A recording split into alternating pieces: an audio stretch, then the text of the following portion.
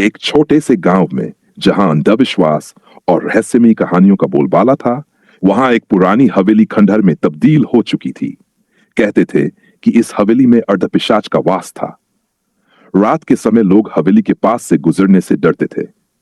वहां से अक्सर अजीब सी आवाजें और किसी के रोने की गूंज सुनाई देती थी। गांव के बुजुर्ग बताते थे कि सालों पहले इस हवेली का मालिक एक काला जादूगर था। उसने अमरता पाने के लिए एक भयानक तांत्रिक अनुष्ठान किया था, लेकिन वह अधूरा रह गया। उसकी आत्मा अधूरी पिशाच में बदल गई और वह अर्ध पिशाच बन गया। हवेली का राज एक दिन गांव के 3 युवक इस कहानी की सच्चाई जानने के लिए हवेली में गए।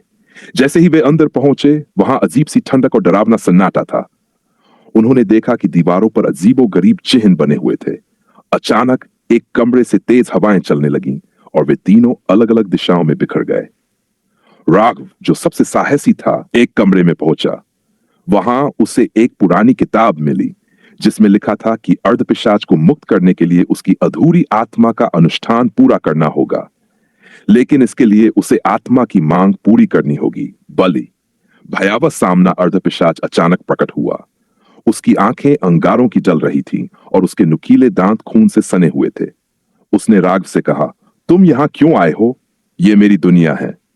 राघव ने कांपते हुए कहा, मैं तुम्हें मुक्त करना चाहता हूं। अर्धपिशाच हंसा और बोला, मुक्ति की कीमत चुकानी होगी। क्या तुम तैयार हो? राघव ने अपने दोस्तों को बचाने के लिए हां कहा। अनुष्ठान शुरू हुआ और हवेली भयानक चीखों और रोशनी से भर गई। अंत में अर्धपिशाच गायब हो गया, लेकिन राघव भी उसी हवेली का हिस्सा बन गया। आज भी जो कोई उस हवेली में जाता है, उसे राघव की परछाई वहां भटकती दिखाई देती है।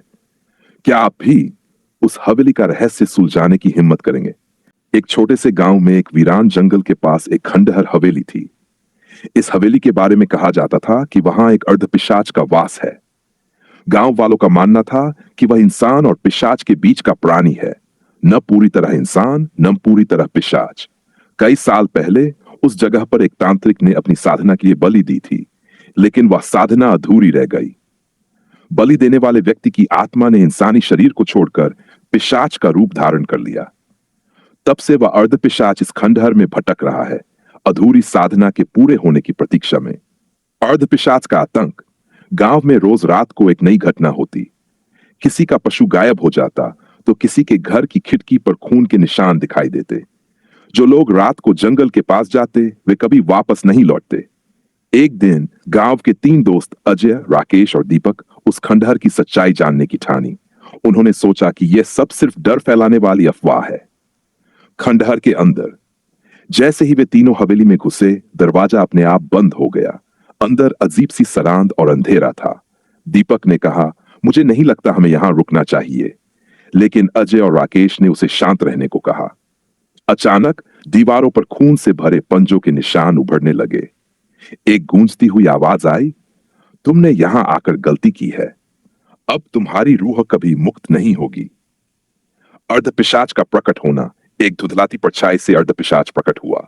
उसकी आंखें चमक रही थी, नाखून लंबे और चेहरे पर अजीब सी दहशत थी। उसने अजय से कहा, तुम इंसान हो, लेकिन मुझे इंसान नहीं चाहिए। मुझे मेरी अधूरी आत्मा चाहिए। राकेश ने हिम्मत जुटाकर पूछा, तुम्हारी आत्मा क्यों अधूरी है? अर्धपिशाच ने जवाब दिया, मेरा जीवन अधूरी साधना का शाप है। मुझे पूरी आत्मा चाहिए, वरना हर रात मैं इसी तरह भटकता रहूंगा। अंतिम बलिदान। अर्धपिशाच ने तीनों को चेतावनी दी कि या तो वे उसकी आत्मा को पूरा करने में मदद करें, या उनकी आत्माएं उसके साथ हमेशा के लिए इस हवेली में कैद हो जाएंगी। अजय ने फैसला किया कि वह अर्धपिशाच को बलि देकर मुक्त करेगा। उसने अपने दोस्तों से कहा, अगर हम इसे रोक नहीं पाए तो यह गांव को बर्बाद कर देगा। जैसे ही बलि का अनुष्ठान शुरू हुआ, हवेली के चारों ओर चीखों और डरावनी हंसी की आवाजें गूंजने लगीं। अर्धपिशाच ने अपनी अधूरी आत्मा को पूरा किया और एक भयानक चीख के साथ हवेली से गायब हो गया। खंडहर का राज आज भी जिंदा है। अजय और उसके दोस्त बाल बाल बच गए, लेकिन कहते हैं कि अर्धपिशाच की आत्मा पूरी तरह मुक्त नहीं हुई। हर पूर्णिमा की रात उस हवेली में चीखें सुनाई देती हैं। गांव वाले आज भी उस खंडहर से दूर रहते हैं। क्या आप उस खंडहर में जाने की हिम्मत करेंगे? अर्धपिशाच के गायब होने के बाद अजय, राकेश और दीपक किसी तरह गांव वापस लौट आए। लेकिन उनके चेहरे पर खौफ और आंखों में भयावह सच्चाई की झलक थी। गांव वाले उनके पास इकट्ठा हो गए और उनसे पूछा कि खंडहर में क्या हुआ। अजय ने धीरे धीरे सब कुछ बताया। जैसे ही उसने अर्धपिशाच की मुक्ति की बात कही, गांव के बुजुर्गों ने चेतावनी दी, तुमने उसे मुक्त नहीं किया, बल्कि उसकी शक्ति को बढ़ा दिया है। अब वह और ज्यादा खतरनाक बन चुका होगा। अर्धपिशाच की वापसी। कुछ दिनों तक सब कुछ सामान्य लग रहा था, लेकिन पूर्णिमा की अगली रात गांव में अजीब घटनाएं शुरू हो गई। लोगों के घरों में खून के धब्बे पाए गए, पशु बिना किसी निशान के गायब हो रहे थे, और कुछ लोगों ने एक परछाई को हवा में तैरते हुए देखा। दीपक को रात में किसी ने उसके नाम से पुकारा। वह जब बाहर गया तो लौटकर कभी नहीं आया। अगली सुबह उसकी लाश गांव के कुएं में तैरती मिली। उसके चेहरे पर गहरा खौफ और शरीर पर अजीब निशान थे, जैसे किसी जानवर ने उसे नोच डाला हो। अजय और राकेश समझ गए कि अर्धपिशाच पूरी तरह मुक्त नहीं हुआ था, बल्कि उसने अब अपनी शक्ति को गांव में फैलाना शुरू कर दिया है। उन्हें खंडहर में वापस जाकर इसका सामना करना होगा। इस बार गांव के पुजारी ने उनका साथ देने का फैसला किया। उसने कहा, अर्धपिशाच को पूरी तरह खत्म करने का एक ही तरीका है, उसे उसी अनुष्ठान से बांध देना जिससे वह बना था, लेकिन इसके लिए बहुत हिम्मत और बलिदान चाहिए। अंतिम टकराव। अजय, राकेश और पुजारी खंडहर में पहुंचे। वहां की दीवारें अब खून से सनी थीं और हवेली से लगातार किसी के चीखने की आवाज आ रही थी। जैसे ही वे अंदर पहुंचे, अर्धपिशाच फिर से प्रकट हुआ। इस बार वह और ज्यादा शक्तिशाली और डरावना दिख रहा था। उसकी आंखें अंगारे की तरह जल रही थीं और उसकी आवाज इतनी भयानक थी कि हवा तक कांप रही थी। उसने चिल्लाकर कहा, तुम मुझे बार बार परेशान क्यों कर रहे हो? अब तुम यहां से कभी नहीं लौटोगे। पुजारी ने अपने मंत्रों का जाप शुरू किया और अजय ने हवेली के एक गुप्त कक्ष से मिले दर्पण को अर्धपिशाच की ओर मोड़ा। जैसे ही उसकी परछाई दर्पण में कैद हुई, वह जोर जोर से चीखने लगा। राकेश ने उसे रोकने की कोशिश की, लेकिन अर्धपिशाच ने उसे हवा में उठाकर दीवार पर पटक दिया। राकेश गंभीर रूप से घायल हो गया। पुजारी ने अपनी साधना पूरी की और अर्धपिशाच एक तेज रोशनी के साथ दर्पण में कैद हो गया। खंडहर का अंत। हवेली अचानक से भरभराकर गिर गई और वहां एक गहरी खाई बन गई।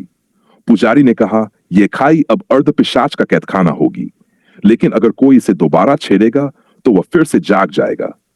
गांव वापस लौटने के बाद अजय और राकेश ने खुद को इस घटना से अलग कर लिया, लेकिन कहते हैं कि उस खाई के पास जाने वालों को आज भी डरावनी आवाजें और परछाइयां दिखती हैं। क्या यह अंत था या अर्धपिशाच एक दिन फिर लौटेगा? यह रहस्य अभी भी अनसुलझा है। अर्धपिशाच के दर्पण में कैद होने और खंडहर के ढहने के बाद गांव कुछ दिनों तक शांत रहा, लेकिन इस सन्नाटे के पीछे एक नई गूंज थी। अर्धपिशाच की धीमी लेकिन अनदेखी वापसी।